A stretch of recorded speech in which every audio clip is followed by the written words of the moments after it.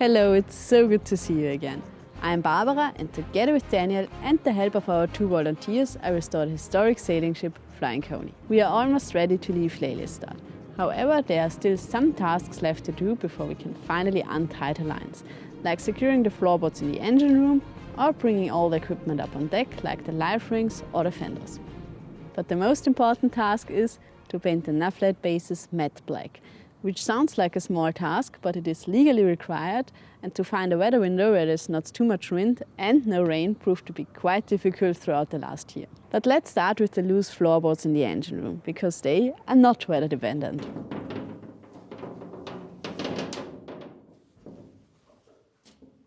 So on today's list, we have a floor plate in the engine room that needs to go on. It was there before, but it wasn't quite fastened well enough.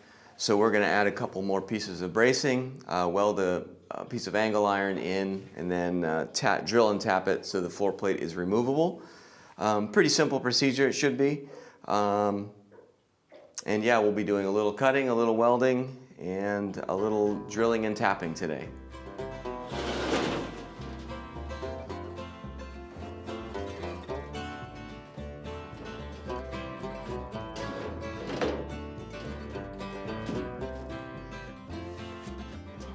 So we have a crossbar here, and I think with a crossbar here,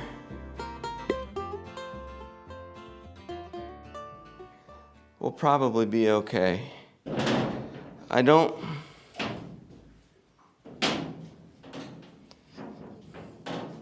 If we need to, we can put a tab and a tab to bolt the corners down. Yeah, that would be nice. Yes. That way it's not, because I don't think if we bolt it hard here, it's going to lift. So what I'm doing is just marking where I need to clean the metal up a little bit. I'll have to bevel an edge to get good weld penetration, just to clean the grit and grime off so the weld holds nicely.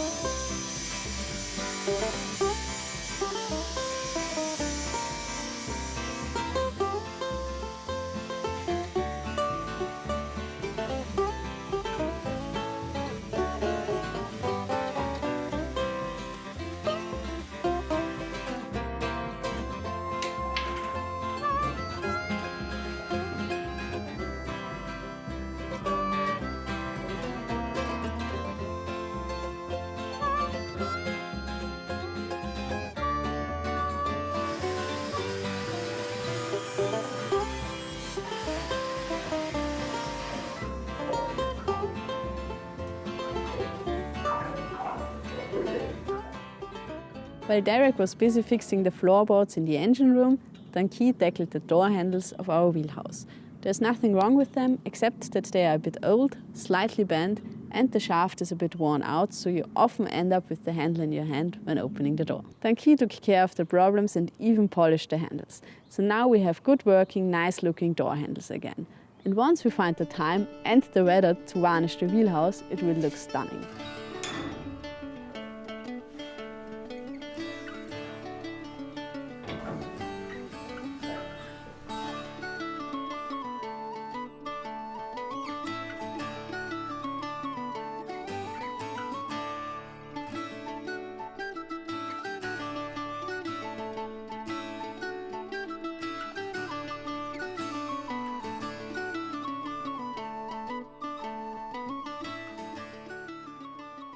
Our long-term viewers will remember that we had to tackle a massive electrolysis damage in our last shipyard time.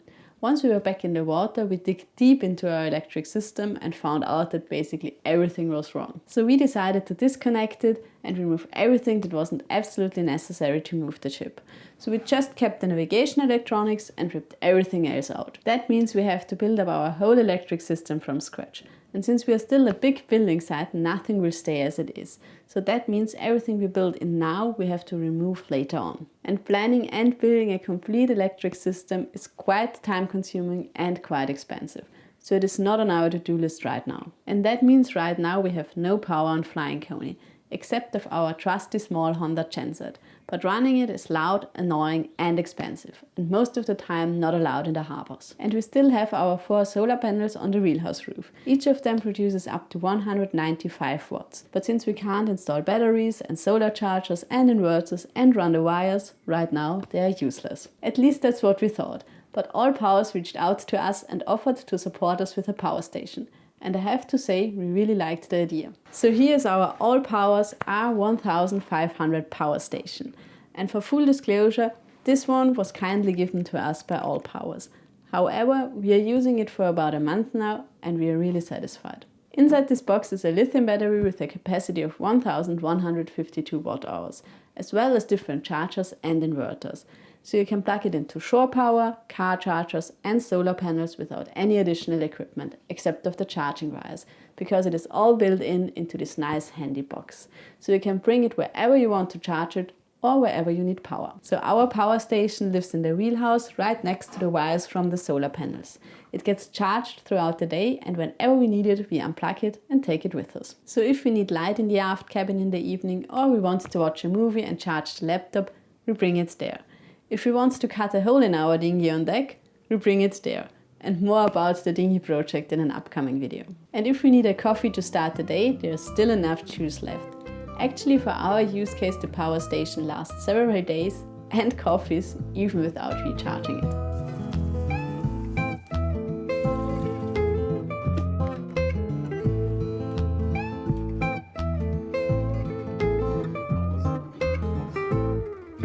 When it comes to union-mandated coffee breaks, we trust All Powers to power our brew. So we have our piece of angle iron cut here, and we'll get that. We have the edges cleaned up on both sides. We have them beveled, and we'll be able to get a good weld on that piece of angle there, and that'll support the front or the aft actually section of that floor plate. We'll then drill and tap 4 holes for some 6mm screws, and that will have that floor plate fully secure, bolted down, and it won't wobble underfoot. It'll feel a lot more secure.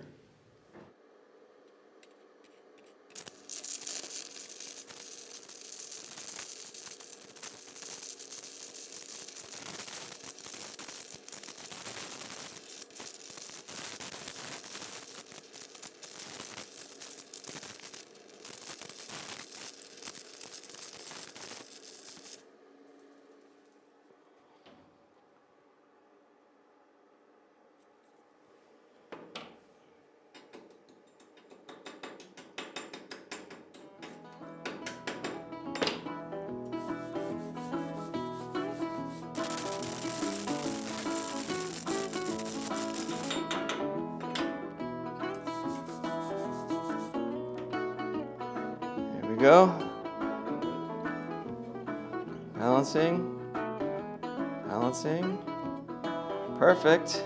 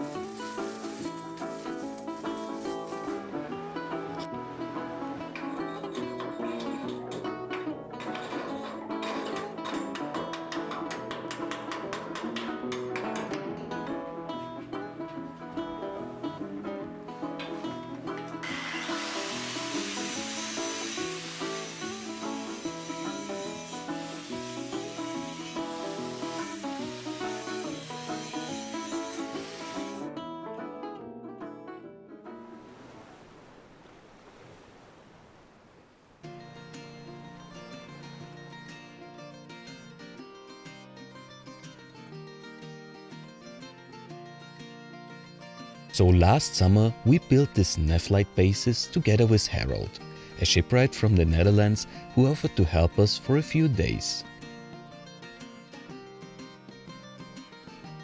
They turned out pretty nice and we decided to paint them off-white to make them blend in with the Wheelhouse.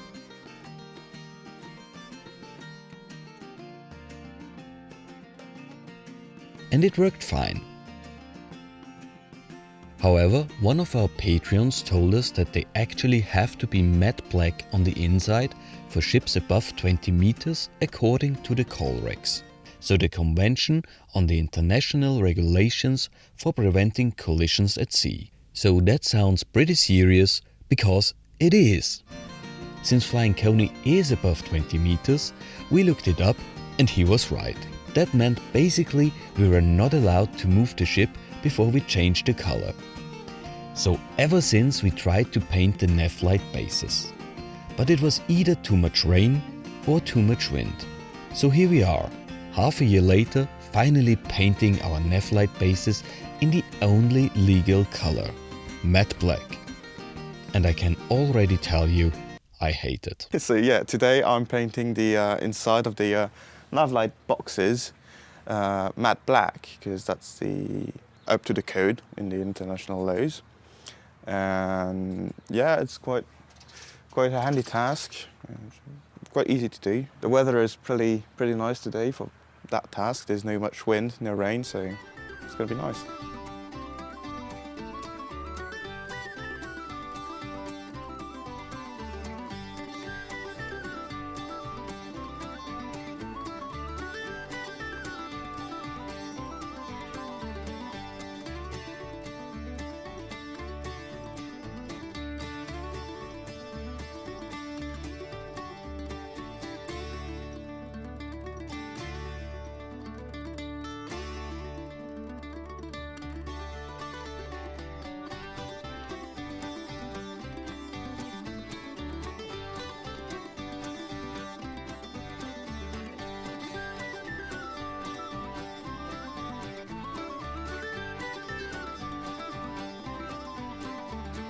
Might need to do a second coat on port side, because that matte painting is quite thick, so it's quite hard to pull on it, and you leave a bit of mark the brush. But with a second coat, it's going to be perfect.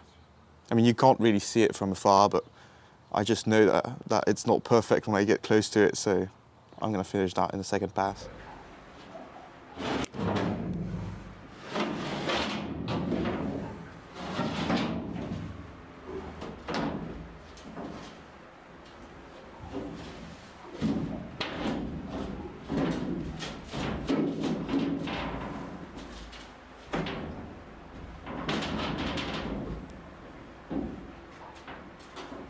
So we're just drilling and tapping the pieces of angle that we welded in to secure these floor plates down so they're not a tripping hazard. Sometimes the corners are peeled up, they're a little bit dented and bent a bit.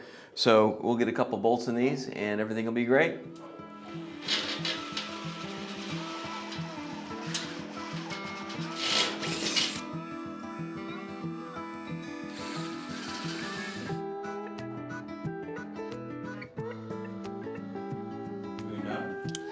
So this is the tap, so we're tapping this plate that we welded in. This is a 6mm bolt, so the drill size for that was 5mm. And we're running the 6mm tap through it, and it'll be able to thread the floor plates right down. Super nice, way better than having a nut on the bottom. Use a little bit of cutting oil, in this case just engine oil. Helps the tap cut a little bit.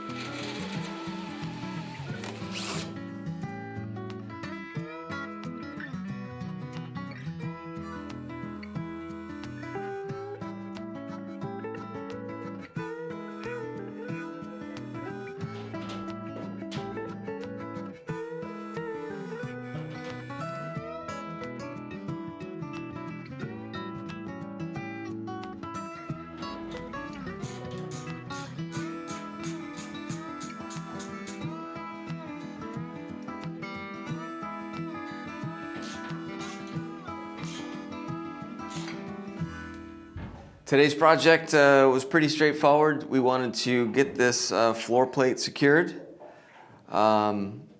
We've added in a couple more pieces of bracing to just make it more stable. We've drilled and tapped 6 holes to secure the forward plate and the aft plate down so they won't move around while we're underway or anything, won't create a tripping hazard. Pretty straightforward day. It went really well. We got to use the new welder, which is really nice. That was a nice little machine. And it'll certainly do any number of little jobs around a steel boat, so that's great. And yeah, I think that's all we have for today. Not quite yet. We still had to do some final preparations before Flying Coney was ready to leave.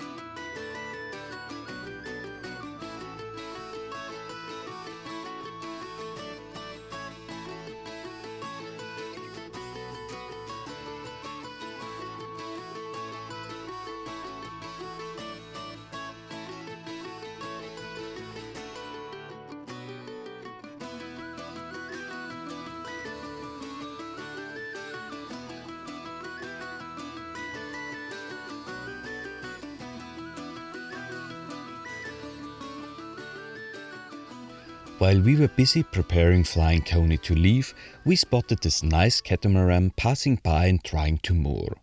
And as we learned in the comment section of our videos, a professional sailor always has to judge the docking of other boats and tell everyone how he would have done it way better and way faster.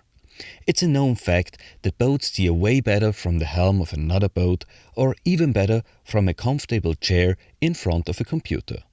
So here I am commenting each step of the docking together with Tanguy. And I'm really looking forward to all your comments about my maneuvering skills in our next video.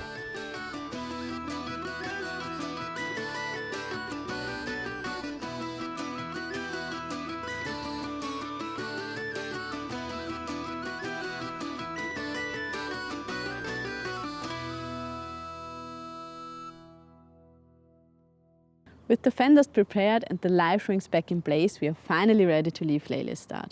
So now we just have to wait for a weather window and off we go. So next time we can finally untie the lines and start our journey to Snake. But all this, the restoration project, the videos and the upcoming journey wouldn't be possible without the generous support of our lovely Patreons. So a huge thanks to all of you. And by the way, we just published a more in-depth video about the floorboard installation on Patreon.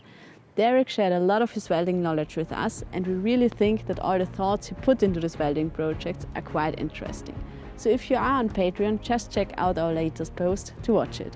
And we really hope you liked the bonus video. But that's all we have time for today. Thank you so much for watching, and see you next time.